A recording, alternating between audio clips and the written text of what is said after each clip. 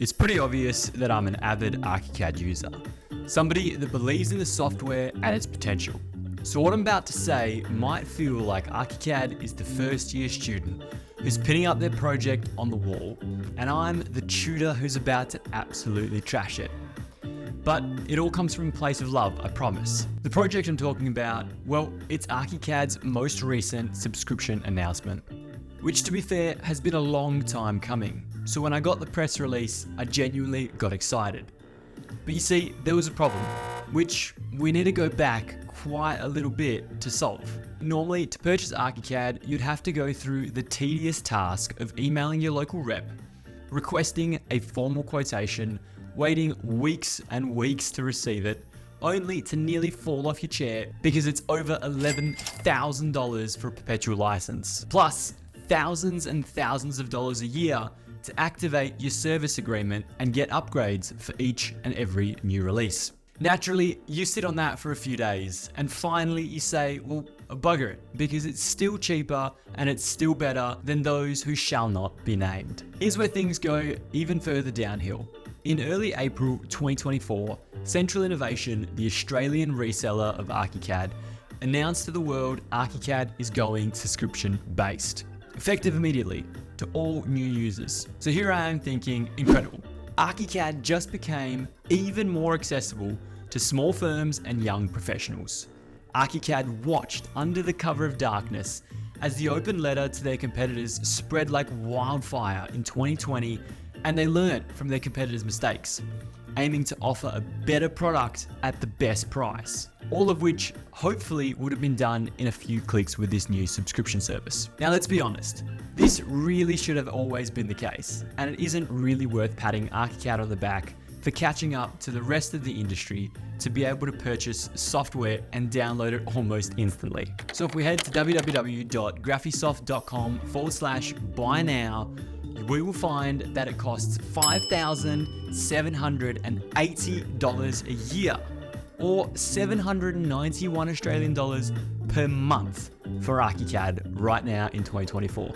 And if we quickly jump over to our friend, they're only $4,255 a year, or $530 a month. Now you see the problem.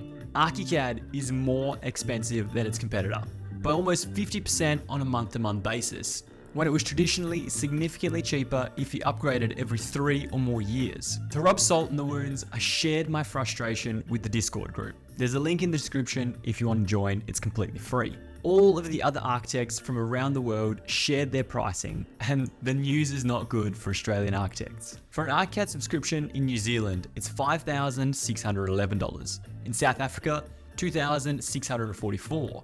Brazil, $3,000. Morocco, $5,062. Greece, $5,398. Poland, $3,696. And of course, our dear friends in America, $3,631, which unfortunately makes Australia the most expensive country to purchase ArchiCAD in. And America, the only country that offers ArchiCAD as a standalone subscription. Everyone else has to pay the bundling fees. Now, before everybody jumps up and down and comments their pricing down below in the comments, I had a thought. Maybe the average income in these countries is lower than Australia. You know, that would be fair, right? Dear ChatGPT, give me the answers, would you please? The Australian average architect earns $70,000 to $100,000 a year. New Zealand, $85,000 to $155,000. America, $65,000 to $98,000. South Africa, $20,000 to $60,000. Brazil, $19,000 to $38,000. Morocco, $11,000 to $28,000. Greece, $39,000 to $62,000. And Poland, $19,000 to $38,000. All of these figures have been converted into Australian dollars at the current time. Now, personally, I'm very good at pattern recognition. Some would call it a skill of mine. Yet, I see no clear pattern here. Morocco is $5,000 for an ArchiCAD license, one of the most expensive on the list. Yet, they have the lowest average salaries. Brazil, one of the cheapest by almost 50% compared to Australia. Amazing for Brazil. Yet their salaries are up to 1/5 of other countries. So shouldn't their price be 1/5 as well? America is up to 5 times the salary of Poland, yet almost the same price as Poland for a subscription. Now, we really need to nerd out even further and just throw a table on the screen. If we minus taxes, minus the average cost of living expenses, excluding the recent inflation, we find our take-home profit per architect per country. And honestly, there's still no logic here. On top of that, if you were to minus the cost of ArchiCAD for a year for architects in Morocco, they would be going backwards with their financials. So here's how we solve it. Graphisoft's official company mission statement, summarized in just 2 words, is building together.